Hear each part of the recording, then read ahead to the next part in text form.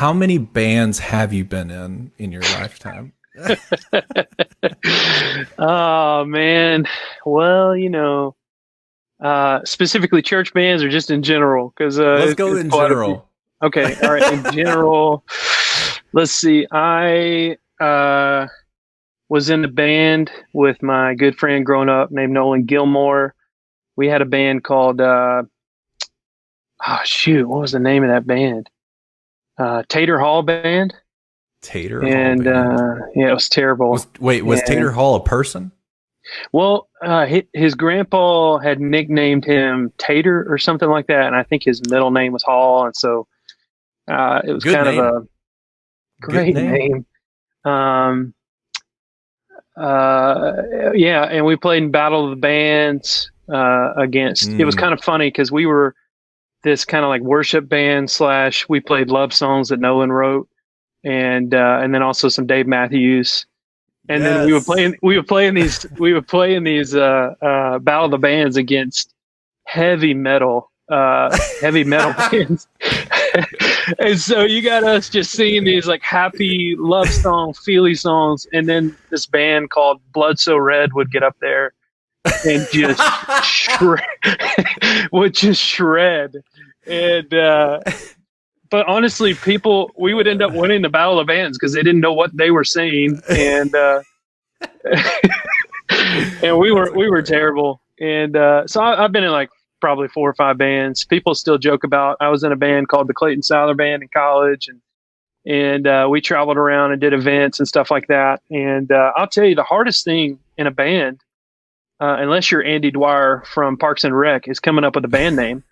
And Yes. And so that's the hardest part of anything, like building products, naming things. Like it is, I have always historically been terrible at naming things, and now I'm just like, screw it. Like we'll figure out a name. If something better comes along, we'll rename it at that point. Yeah. We'll just whatever it is, we'll just keep going. Yeah. But it's been cool because I was in some terrible bands.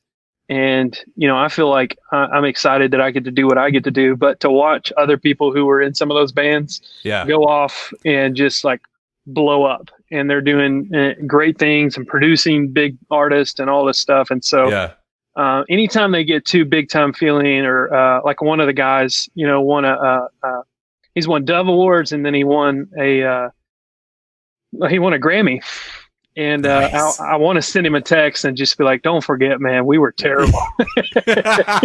Don't forget your roots. Don't forget Tater Hall Band, man. Yeah, it's funny though, because like I was in Matt Scholl and the Super Friends. Yeah, you always had to have like your name in there somewhere in one of the bands you were in.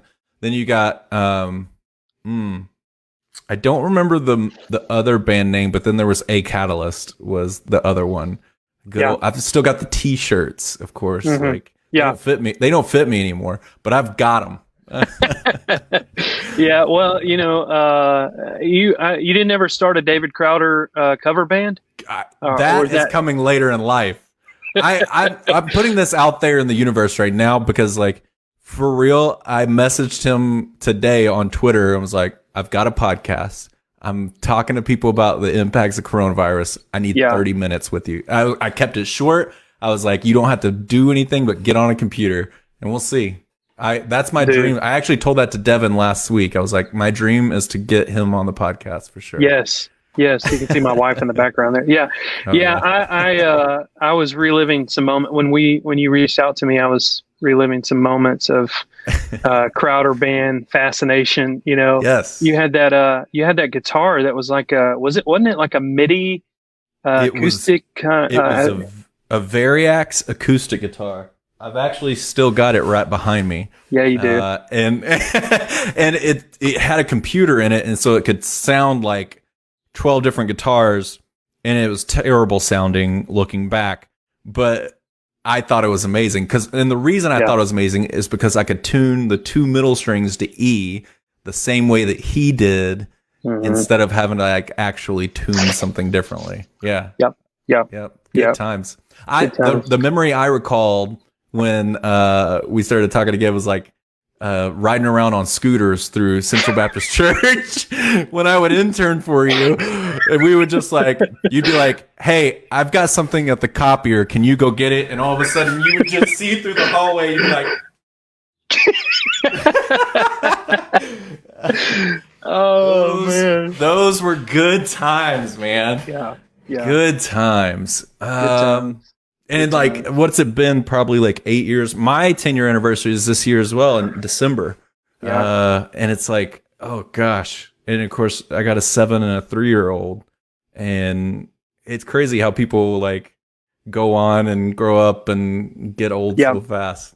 Now that we're both in our 30s now. We are. We got like 70 years left to live, so it's all good.